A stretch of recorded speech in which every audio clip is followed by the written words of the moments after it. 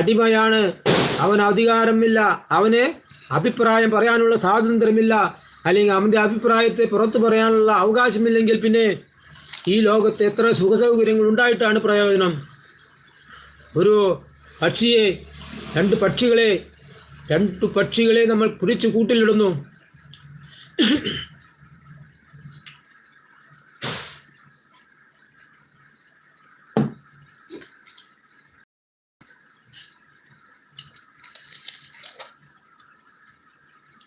രണ്ട് പക്ഷികളെ പിടിച്ച് നമ്മൾ കൂട്ടിലിടുന്നു.